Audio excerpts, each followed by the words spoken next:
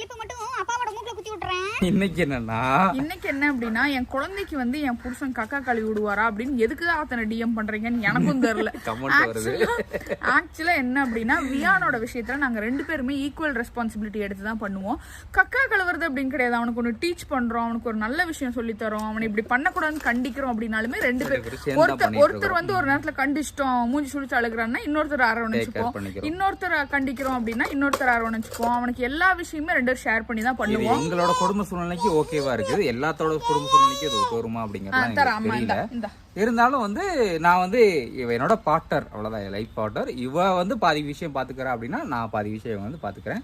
அது எல்லா விஷயத்திலுமே ஆகட்டும், குழந்தையாகட்டும் லைஃப் ஆகட்டும், எல்லாமே அப்படிதான் போகுது. அதே மாதிரி நான் மென்ஸ் யாராவது பாக்குறீங்கன்னா உங்க குழந்தைக்கு தயவு செஞ்சு இந்த விஷயங்கள்ல ஈகோ பார்க்காம பண்ணுங்க. அசிங்கம்லாம் நினைக்காதீங்க. நம்மளுக்கு நம்ம பண்ணிக்கிறோம்ல, அவங்களுக்கு பண்ண தெரியாது குழந்தைங்களுக்காக. அதனால நம்ம தெரியற வரைக்கும் நம்ம பண்ணிவிட போறோம். அவ்வளவுதான்.